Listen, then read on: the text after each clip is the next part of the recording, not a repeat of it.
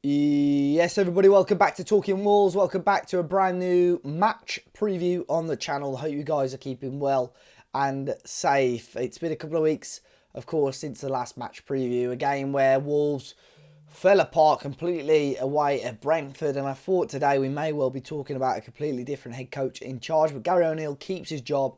And he's got another tricky task as Wolves host Manchester City this weekend. As always, if you're watching on YouTube, be sure to hit the like button and subscribe to the channel. If you're watching or listening rather on Spotify and Apple Podcasts, be sure to leave us a 5-star rating as well.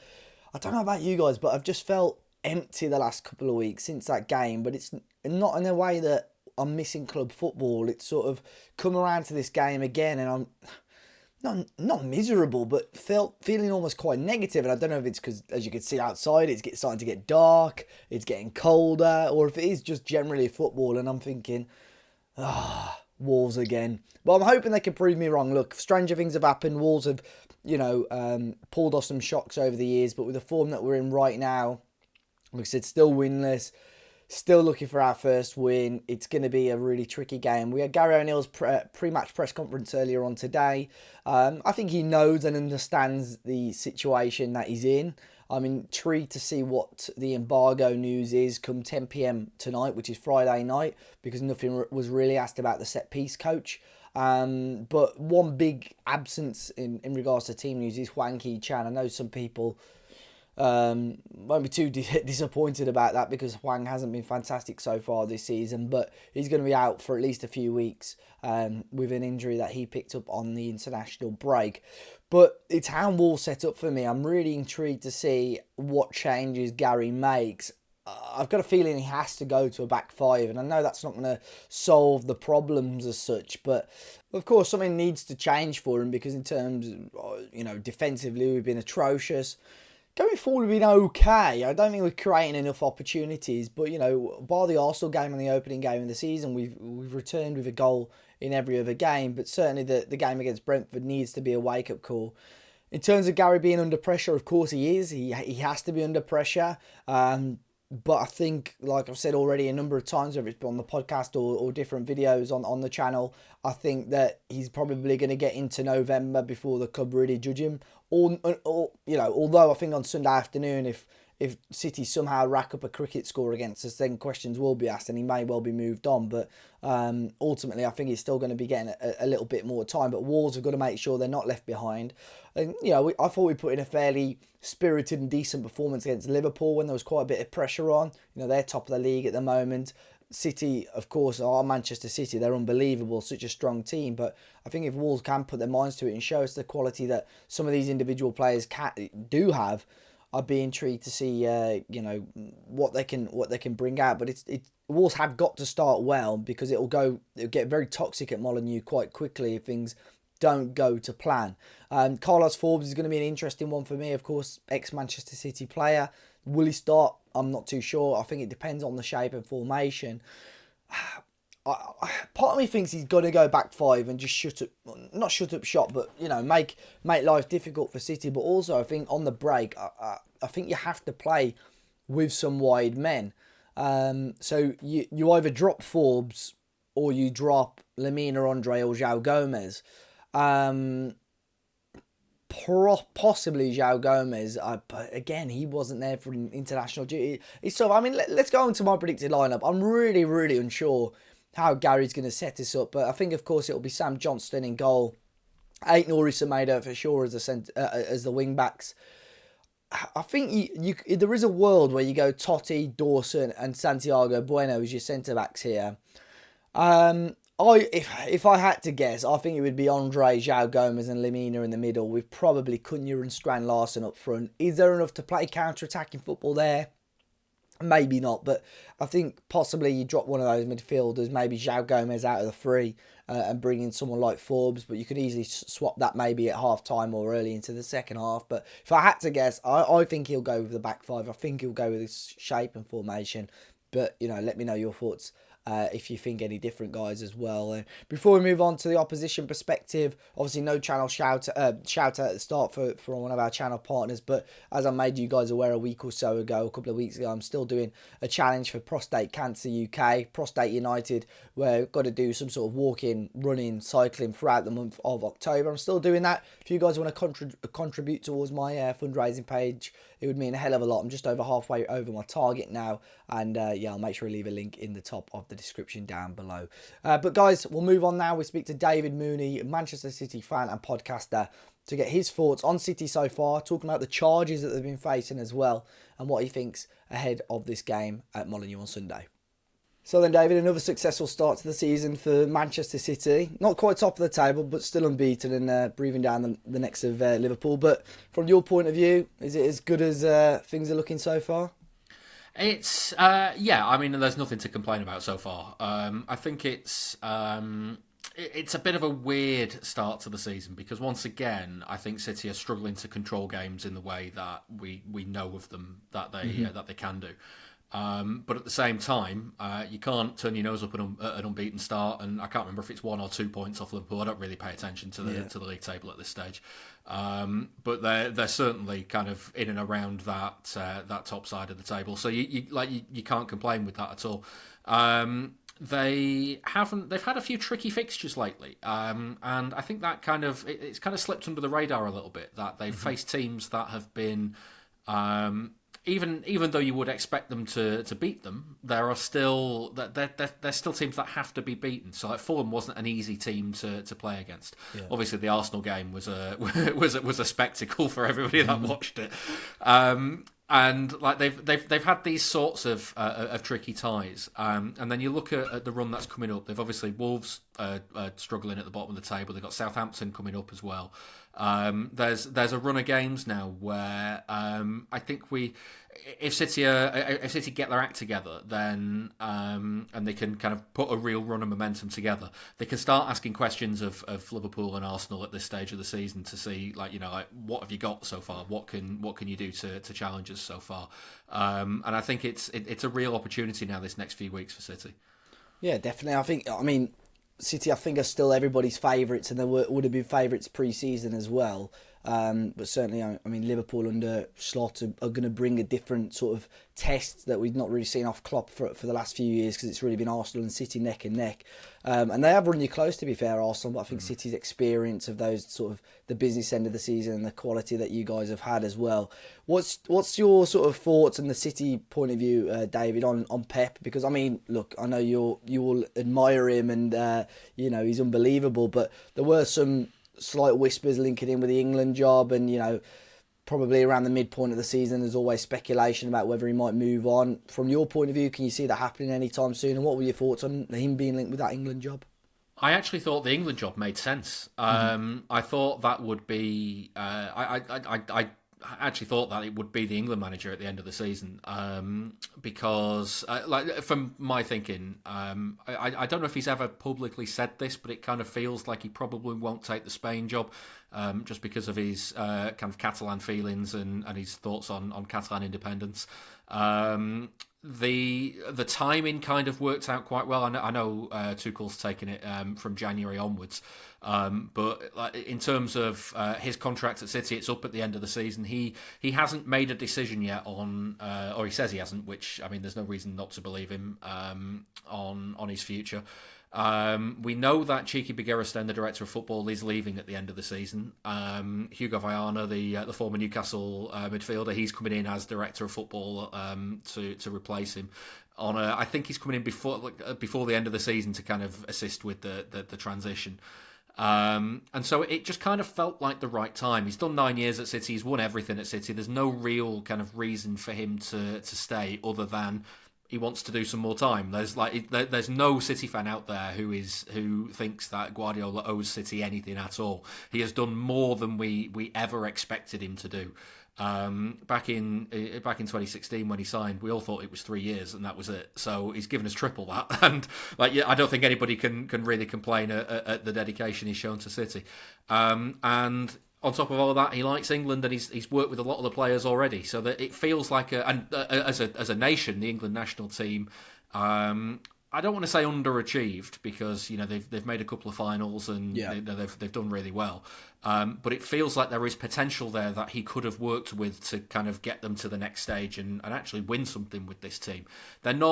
England are not a team that are that you look at a World Cup and you look at the Euros, you wouldn't ever go England are the favourites for the tournament because you've got so many great nations that compete in these things. You've got like Germany, France, Italy, these sorts of nations. But at the same time, if England were to win it, nobody's going to go, oh, that's a major shock. That's really out of the realms. So I'd see Guardiola as the sort of manager who could have been the tipping point to get England over the line to achieve that.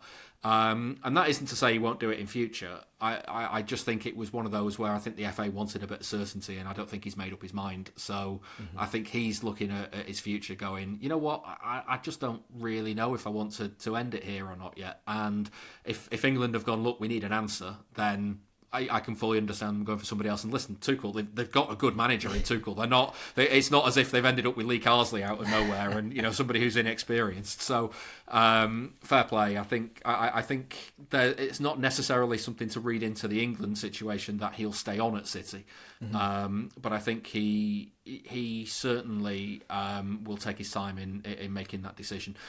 His previous contract extensions, again, just because it's happened before doesn't mean it will happen again. But his previous contract extensions at City have been around November time. So I actually think we should have a decision soon about whether he's going to leave at the end of the season or not. As it stands, he's leaving. That isn't to say that he won't sign an extension though. And there's thousands upon thousands of City fans who are begging him to sign an extension. Yeah, I thought with how England had set up the sort of the search for a manager and says put the interim. I thought that was like you've just said. It seemed nailed on, didn't it? Yeah. I thought so as well. I really thought so. But in terms of what are your thoughts? Do you think he will be City manager next season? You sort of 50-50. So I'm 50-50 at the minute. Like weirdly. I think so at some point this season we'll find the outcome of the charges and we'll find out what happens with all of that. Weirdly, I think if City are found not guilty, I think that ends up with him leaving. I know what you mean. Whereas I think if they're found guilty and they're thrown out of the league or whatever, I can see Guardiola giving like a massive two fingers up to everybody else and sticking around for a couple of seasons to do it in, I don't know, the Championship or League Two or wherever they end up. Weirdly, I feel like if there's a guilty verdict, he's much more likely to stay on. But I'm kind of, if there's a not guilty verdict, I'm kind of 50-50 at the minute. I think he might. There's murmurings that he might like the idea of doing 10 years. There's also murmurings that that's it, this season's that and done. I'd like it to be I'd like him to finish on a nice round number because 10, and then if you can convince him to do another 10 on top of that, let's just keep him around 20 years. That'd be nice. And also there's a little part of me that wants to kind of go up to him and say, listen, you know what, if there's a not guilty verdict and they're still in the Premier League and all this sort of stuff, a little part of me would want to put an arm around him and go, listen, Alex Ferguson won 13 titles at United, 13 Premier League titles. You could do that. It's not that far off. Why don't you keep going? Why don't you aim for that? Easy. No. I mean, I don't. Obviously, I see all the stuff about the charges and I know how in depth and everything is. So I don't know sort of the ins and outs of everything. But I mean, they've just sort of won. Let's say one. Yeah. Case, so the APT case, both the league and City are claiming a victory in that, and I don't really understand how. If I'm being perfectly honest, it feels like City have been quite bullish in their kind of a assault on it, and what it was about. It wasn't anything to do with the Premier League charges. It was ultimately the league very quickly brought in statutes for when Newcastle were taken over to say that associated parties couldn't be used as sponsorships, with a view to basically Newcastle not being able to be sponsored by Saudi Airlines, Saudi whatever, Saudi this, Saudi that, and it being a way for PIF to just dump a load of money into Newcastle through the back door. And obviously City have a lot of sponsorships that are based in Abu Dhabi. Etihad's the massive one. that have previously had to face or the way the fair market value test was done. There might be people in the comments now going, "This is nonsense. You don't know what you're talking about," because I'm very on the cusp of what I know here. But previously, it used to be that the deal was done and that was that, and the fair market value test was it was done retroactively by the league, rather than in this instance now the clubs have to prove that they are providing fair market value, and without any context of what everybody else's sponsorships are worth. So they don't know what I can't think who the shirt sponsor of Wolves is at the minute, but is it 888 or something like that? Something like that. But they don't get that context to know what 888 are paying for Wolves, so they can't say, well, actually, this is fair value for Etihad to pay for City. And like the Etihad deal, for instance, doesn't take in it takes into account that they sponsor the shirts of the group, so they sponsor New York and they sponsor Melbourne and all the other clubs that City have, and the stadium rights and the campus and all that sort of stuff. So it's really tricky to balance what is fair market value anyway. And the rules that were brought in kind of put the onus on City to be able to prove that, and City were challenging that. They also challenged the director loan side of things, because a few of the clubs in the league have effectively loans from directors or shareholders that are interest free, and City's argument was, on a fair market rate, if you were to take this amount of money from the bank, they would charge you interest, and that should go on your PSR documents, and it doesn't at the minute. And there's on a bank, they would want repayments over a certain time, whereas directors can go, actually, I don't want that money back yet. I'd keep it for the time being. So that's what they were challenging ultimately, and it was basically found that that the associated party transaction rules that were brought in were unlawful. The league now will redraft them. I don't think City are particularly challenging on the fact that they shouldn't be something in place, but just that what was in place was unlawful. So that'll go away. It'll be redrafted. It'll come back in whatever shape or form. And then separate to that is that City have been charged with. I mean, ultimately, City have been charged with what amounts to a great deal of fraud, of basically saying the sponsorships that they have are not worth the paper they're written on. That effectively Sheikh Mansour's been sticking a load of money into the club and pretending it's been coming from Etihad or whoever. I think I can't think of it. The Etihad deal is not, I think, one of them, but I think there's a few deals that are and so ultimately, it's got to the stage where I think a lot of City fans just don't really care now. They just want an outcome, whichever way it goes. So be it. Is there like a negative attitude? Is there a sort of negativity from City fans that they're quite worried about it, or is there? I suppose it's. I think it's the other way, City actually. Fans. I think it's the other way. There's City fans of my age who are like, you know what, we were brought up on the third tier. Let's crack on, let's do it. Yeah. You've won it. We've been through that already. Yeah. I think younger City fans might be a bit more anxious about it. Older City fans, I don't think are. And I think everybody else is just kind of like the frustrating thing with it is, I think in the court of public opinion, City are guilty, and that's it. So I think whatever happens now, even if the verdict is not guilty, it just becomes, we just couldn't prove it. That was all it was. And it's kind of like, I'm a bit like, you know what? I don't understand it enough to go, well, you're wrong about that. It's innocent until proven guilty, and they were proven not guilty. So I don't understand finance enough to be able to rebuff that. So I will sit and happily talk what Guardiola's doing with his tactics. I'll happily talk about how they control games. As soon as we start talking APT and Premier League charges, I get a little bit out of my depth and a little bit nervous. So there we go. No, I'm a bit like that. The FFP or PSR, whatever it is now, it just all goes over my head. I'll just correct myself. It's D-Bet, but I knew it was someone. I knew it was someone random, So just in case Wolves fans were correcting me. But David, back to the footballing side of things. In terms of City, obviously Haaland started off the season brightly once again. Is there anyone else that Wolves really need to be looking out for on Sunday afternoon?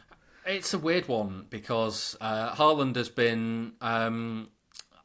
been fantastic this season, and then De Bruyne got injured, and I don't think he's really clicked in the same way since. And I think the team are finding it a little bit difficult to find him at the moment. As soon as they find him again, obviously he's in the form of his life, so he'll start scoring again. And then everybody else, I don't really know what City are going to do, because they obviously have the Rodri issue where he isn't there and he won't be there for the remainder of the season. They obviously went to Molineux last season without Rodri, and we all saw kind of how City couldn't control that game. Yeah. So they've got to find a way to do that. And the solution has been kind of getting one of the defenders either. Like a couple of years ago, it was John Stones stepping out into the midfield from defence into the midfield. This season, it's generally been Rico Lewis, who, if he's passed Wolves fans by, I would totally understand that, because he's a youngster that's come through the ranks at City and he's brilliant. Literally the only thing that he doesn't have is physicality and height, because he's about 4'8", he's tiny.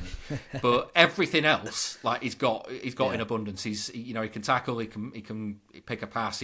He's a fullback that likes the number 8 position, and like in a Guardiola setup. Like obviously Guardiola loves him because he gets him on the ball in all the tight areas and he's really good in tight spaces. So the solution so far has been getting him into the centre with Kovacic and kind of getting them two together. Whether Wolves, City have struggled a little bit breaking down a back five. So whether Wolves kind of flick to a back five for this weekend and that causes City issues. I think City's the biggest worry for City at the minute is counter-attacks, because there isn't a lot of pace in the midfield.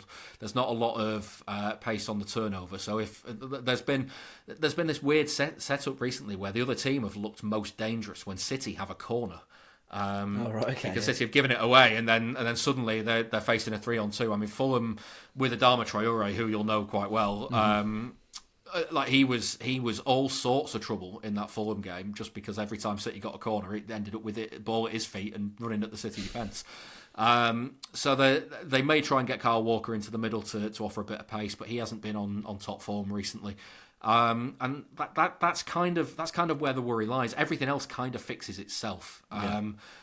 It'll be interesting to see which wingers he picks, because Grealish and Bernardo are very much the controlled element of City's wing play, know when to attack and when to play the ball inside. Guardiola has a phrase, take a coffee, knows when to kind of slow it down and keep possession. He might pick Savinho or Doku, who are the more explosive type of winger who can magic something out of nothing, but take a few more risks than Bernardo and Grealish do. Yeah. So it'd be interesting to see how he works that out. If he anticipates Wolves going for a back five, he might play one of Savinho and Doku to try and move you about a little bit. If he does, Savinho's been great. I think he needs a goal, but he's been great so far. And Doku got his goal against Fulham for the first one for the season, and so hopefully that's him kicking on as well. But if I were to name if I was to say, if you go into Molineux on Sunday and you want to watch out for a City player that you might not have been aware of, Rico Lewis is your man. Yeah, definitely. Yeah, well, I'd say looking forward to it. I mean, I'm interested in watching. Maybe not looking forward to him having a good game. I mean, I think everything points towards a City win, David. I'll ask for your prediction in a minute, but I know there'll be a lot of Wolves fans, listening or on YouTube commenting, and I think it'll be very heavy City predictions just because there's so much negativity with how we've started our season. But I think a good 95, probably more, 99% of the fans watching this are probably expecting a City win. But what's your score prediction for Sunday's game? Yeah, I think, I mean, it's churlish not to predict a City win at the moment, because I think 9 times out of 10 they probably win it. And that isn't to say that Sunday isn't the 1 time out of 10 that they don't, but, there's a City have a lot going for them at the moment. Wolves completely out of form. You've really been struggling in the last few weeks, and City have while City haven't been in top gear, they have been, fairly good, and they've been winning games. I think the Rodri issue concerns me a little bit, because there is an element of City needing to control this game, and they might struggle to do that. You always seem to score, and City are good for conceding a couple at the minute. They don't really have a lot of cover at the minute. So I think it might be tighter than people think, but I think City will win it, and I'm going to go 2-1. Yeah, I think, again, there'll be a lot of people, I think, expecting a cricket score in this game. I think Chris Sutton, not that we take much notice of what he says sometimes, has predicted 6-1, I think, to City. I mean, it could happen. I'm not going to say it could happen, but there's predictions are a fool's game, and the reason why is, like, the number of times where, like, what happens if Wolves have somebody sent off inside 10 minutes? Yeah. It's like it like suddenly City might rack up a cricket score and everyone goes, "Oh well, we saw that coming." Like, you might have been on top for that first 10 minutes, but somebody puts in a daft challenge, or like anything like that can happen, and it completely ruins a prediction. So like, predictions are a fool's errand, and I'm sorry that I make you do it every time I have you on ours. No, it's all right. Don't worry. Well, I appreciate you jumping on, David. I'll make sure I catch you for the reverse fixture as well. But after Sunday, all the best for the rest of the season, and fingers crossed it's another successful one for City.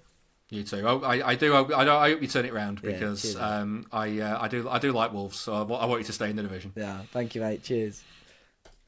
So big thanks to David. I'll make sure I leave a link to his channels and podcast in the description as well. I predicted 2 or 3-1 City, I think. But, oh my God, if I can walk out of Molineux come 4:30, 5 o'clock on Sunday and see us get something out of the game, whether it's a point, whether it's 3 points, I think I'll feel a hell of a lot better. My mood will be a lot better.